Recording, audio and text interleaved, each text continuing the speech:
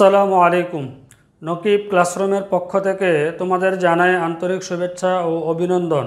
আজকে আমরা আলোচনা করব একাদশ ও দ্বাদশ শ্রেণীর উচ্চতর গণিত বিষয়ের প্রথম পত্রের তৃতীয় অধ্যায় নিয়ে, অর্থাৎ সরল রেখা। আর প্রশ্নমালা হলো 3.5। তাহলে শুরু করা যাক আজকের আমাদের মূল আলোচনা। তোমরা বোর্ডের দিকে খেয়াল করলে দেখতে পারবে এখানে কিছু তথ্য আমি লিখে রেখেছি। সেই তথ্যগুলো হলো এই পর্বে যেসব সূত্রগুলি আমাদের প্রয়োজন সেই সূত্রগুলি সম্পর্কে। 1 নম্বর সূত্র হলো দুইটি সমীকরণ দ্বারা একই সরলরেখা নির্দেশ করার শর্ত।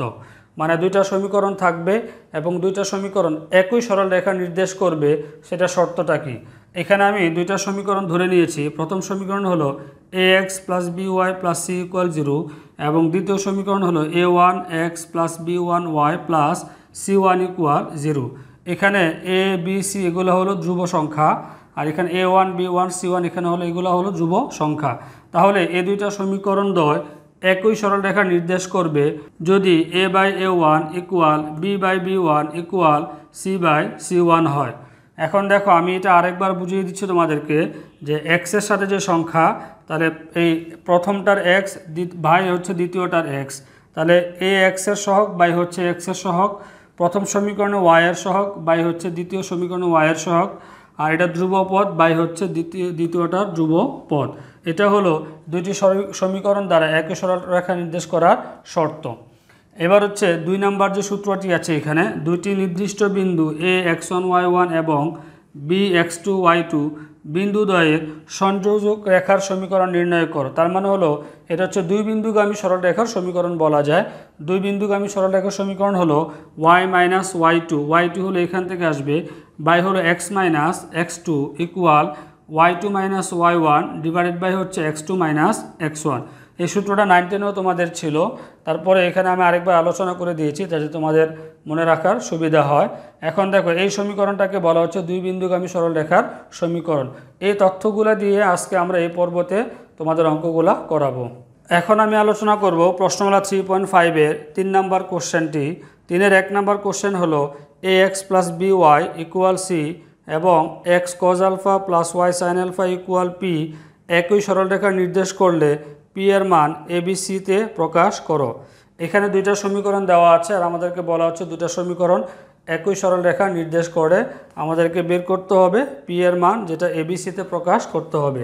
তাহলে শুরু করা যাক প্রশ্নমালা 3.5-এর 3-এর 1 নম্বর কোশ্চেন। এখন খেয়াল করে এখানে আমাদের দুইটা রেখা দেওয়া আছে আর আমাদেরকে বলা হচ্ছে দুইটা রেখা হচ্ছে একই সরলরেখা নির্দেশ করে p এর মান বের করতে হবে। এখন দেখো দুইটা সমীকরণ দ্বারা একই সরলরেখা নির্দেশ করা শর্ত কি, যেটা আমরা একটু আগে আলোচনা করেছিলাম। তারপর সূত্রগুলো স্ক্রিনে দেওয়া থাকবে, তোমরা স্ক্রিন থেকে সূত্রগুলো দেখে নিতে পারো। তাহলে আমরা লিখতে পারি এখন যে ax + by = c এবং x cos α + y sin α = p সরলরেখা দুটি একই রেখা নির্দেশ করবে যদি, এখন আমরা সূত্র প্রয়োগ করব। তাহলে সূত্র আমাদের ছিল প্রথমটার x এর সহগ বাই হচ্ছে দ্বিতীয়টার x এর সহগ। তাহলে আমরা লিখতে পারি a/cos α = এবার হচ্ছে প্রথমটার y এর সহগ b বাই হচ্ছে দ্বিতীয়টার y এর সহগ sin α = তারপর হচ্ছে প্রথমটার ধ্রুবপদ হলো এখানে c, এটা ইকুয়ালের পরে দেওয়া আছে এই জন্য আমরা এখানে c লিখতেছি, c ডিভাইডেড বাই ইকুয়ালের পর হচ্ছে এখানে p। তাহলে আমরা এখানে এই শর্তটা হলে আমাদের এই দুইটা রেখা একই সরলরেখা নির্দেশ করবে।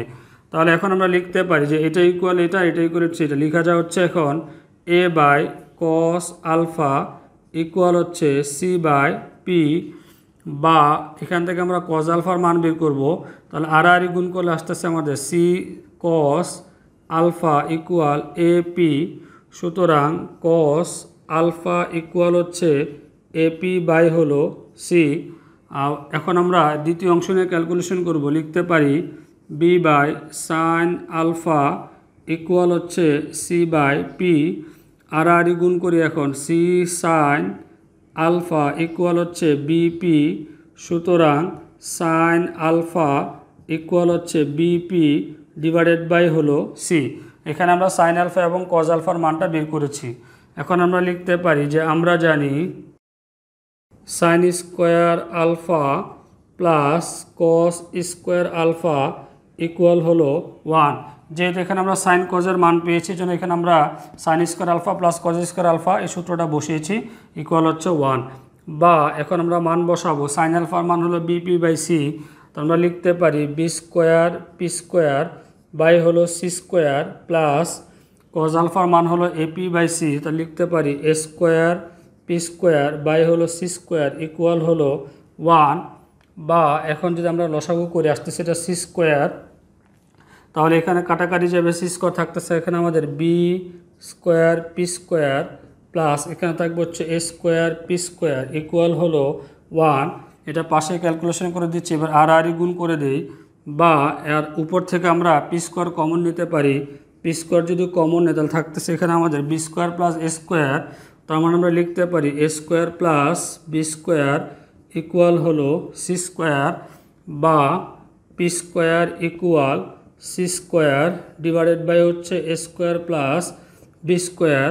সুতরাং P equal plus minus root over এখানে আসতেছে আমাদের সি স্কোয়ার বাই হলো A square plus B square equal plus minus এখানে করে দিচ্ছি একবারে।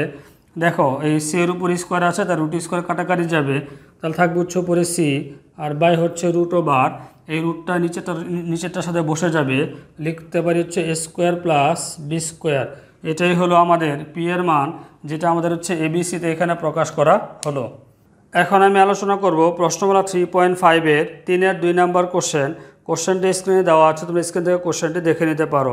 তাহলে শুরু করা যাক 3-এর 2 নম্বর কোশ্চেন। এখন দেখো এখানে আমাদের এই দুইটা রেখা দেওয়া আছে আর আমাদেরকে বলা হচ্ছে যে এই দুইটা সমীকরণ একই রেখা নির্দেশ করলে এ ও বি এর মান নির্ণয় করো।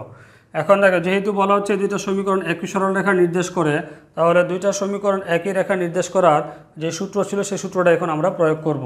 তাহলে আমরা লিখতে পারি এখন দেখো তাহলে আমরা এখন সূত্রটা প্রয়োগ করব যে এই দুইটা রেখা একই রেখা নির্দেশ করার যে শর্ত, এখানে একটা জিনিস খেয়াল করো, যেমন এখানে ছিল 3x + 7y = 27, ধ্রুব সংখ্যাটা ইকুয়ালের পরে ছিল, আর এখানে ধ্রুব সংখ্যাটা ইকুয়ালের বাম পাশে, তার মানে এখানে 0 আছে ডান পাশে, এই জন্য আমরা এটাকে সাইড চেঞ্জ করে নিব।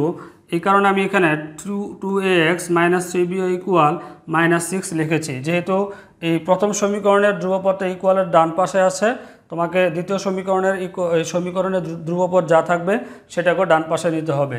এখন এই দুইটা সমীকরণ একই রেখা নির্দেশ করার যে শর্ত ছিল সেই শর্তটা আমরা বসাবো। এখানে x এর সহগ হলো 3 ডিভাইডেড বাই হলো দ্বিতীয়টার x এর সহগ 2a ইকুয়াল, তারপরে হলো প্রথমটার y এর সহগ এখানে হলো 7 আর এখানে হলো -3b, মাইনাস থাকলে মাইনাস সহ নিতে হবে। এখানে হচ্ছে আমাদের 21 আর এখানে হচ্ছে -6। সুতরাং এবার প্রথমটার সাথে এটা ইকুয়াল করব যে 3 ডিভাইডেড বাই হলো 2a ইকুয়াল হলো 21 বাই হলো এখানে -6।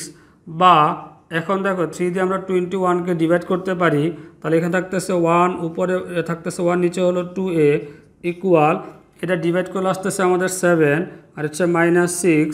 এবার যদি আমরা এটা আর গুণ করে তাহলে আসতেছে এখানে 14a ইকুয়াল হলো -6, বা a ইকুয়াল -6 বাই হলো 14। সুতরাং a ইকুয়াল মাইনাস, এখানে যদি আমরা 2 দ্বারা ডিভাইড করে দিই তাহলে থাকতেছে আমাদের 3 ডিভাইডেড বাই হলো 7। এটা পেয়েছি আমরা a এর মান। এখন আমাদের বের করতে হবে b এর মান, তাহলে এবার দ্বিতীয় অংশের সাথে এটা ইকুয়াল করতে হবে, লিখতে পারি সুতরাং b বাই -3b ইকুয়াল হচ্ছে 21 বাই হচ্ছে -6। বা এখন দেখো এখানে 7 দ্বারা 21কে ডিভাইড করা যায়, তাহলে এখানে থাকবে হচ্ছে আমাদের 1 আর নিচে যেহেতু এখানে মাইনাস আর এখানেও মাইনাস আছে, মাইনাস কাটাকাটি যাবে, আর এখানে 3 দ্বারা এটাকে ডিভাইড করে থাকতেছে এখানে আমাদের b ইকুয়াল হলো 7 দ্বারা এটাকে ডিভাইড করে আসতেছে আমাদের 3 আর নিচে ডিভাইড করে আসতেছে আমাদের 2। এখন যদি আমরা আর গুণ করি তাহলে আসতেছে এখানে আমাদের যে 3b ইকুয়াল হলো 2। সুতরাং b ইকুয়াল হলো 2 ডিভাইডেড বাই হলো 3।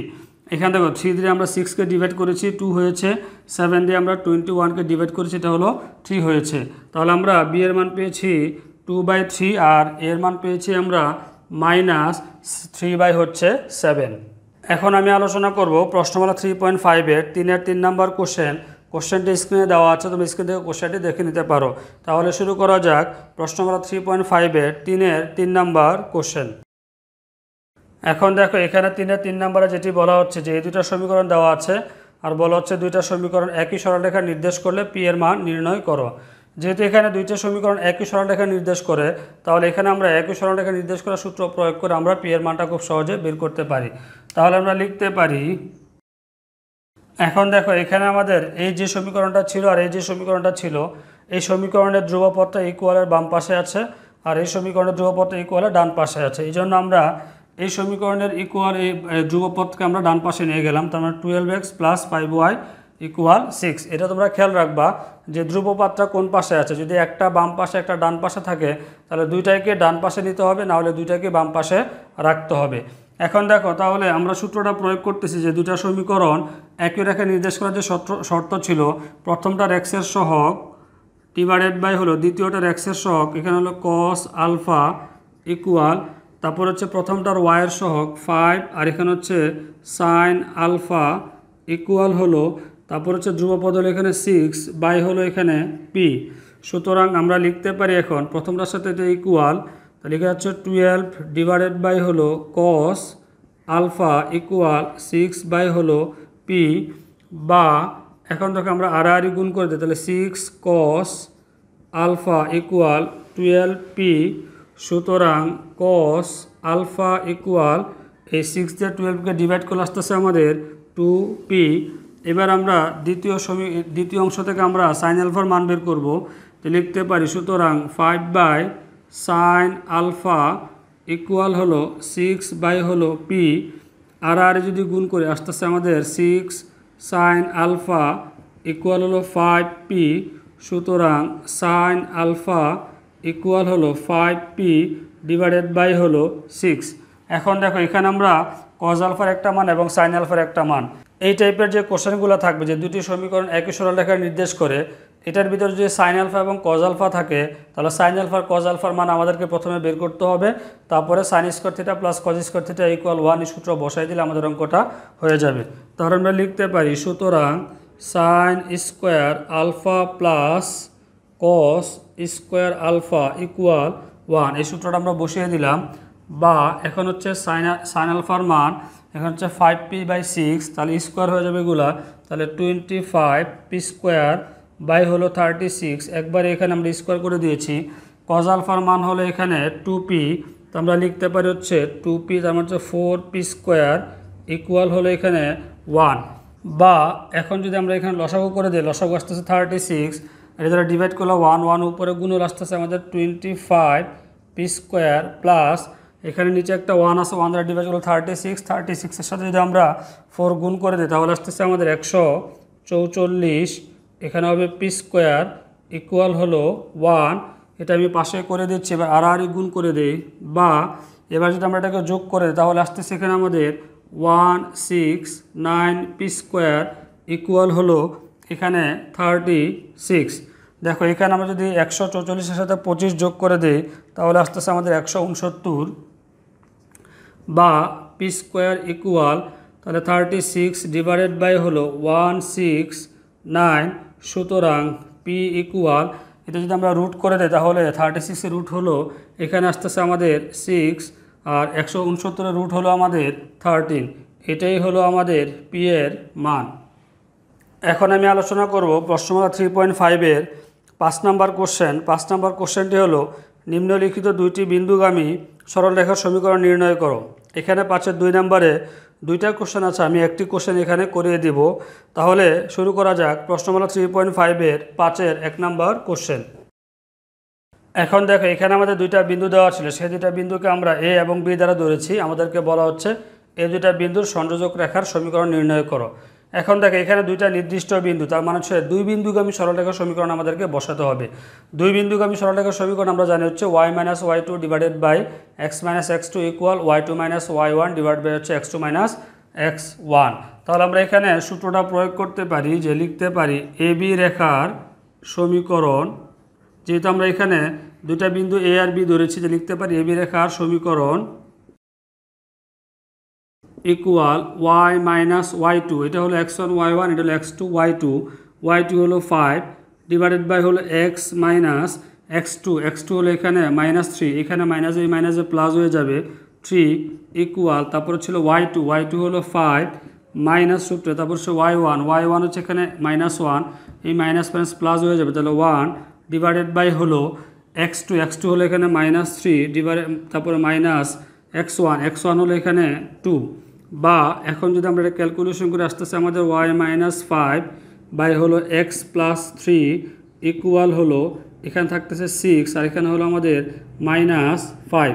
এবার আমরা আড়াআড়ি গুণ করে দেব, তাহলে লিখতে পারি 6-এর সাথে এটা গুণ করলে 6x প্লাস এটা হলো 18 ইকুয়াল, মাইনাস দ্বারা গুণ করলে আসতেছে আমাদের -5y প্লাস 25, বা এবার আমরা সবগুলোকে সাইড চেঞ্জ করব, লিখতে পারি 6x plus 5y plus 18 minus হলো 25 ইকুয়াল 0। সুতরাং লিখতে পারি এখন 6x প্লাস 5y, এবার হচ্ছে প্লাস 18 থেকে -25 বাদ দিলে থাকতেছে আমাদের -7 ইকুয়াল হলো 0। এটাই হলো আমাদের সরলরেখার সমীকরণ। আজকে তাহলে আমাদের এই পর্যন্তই থাকবে। আজকের ক্লাস নিয়ে যদি তোমাদের কোনো কিছু জানার থাকে অথবা প্রশ্ন থাকে তাহলে তোমরা তা আমাদেরকে কমেন্টস করে জানাতে পারো অথবা ফেসবুকের মাধ্যমে যোগাযোগ করতে পারো।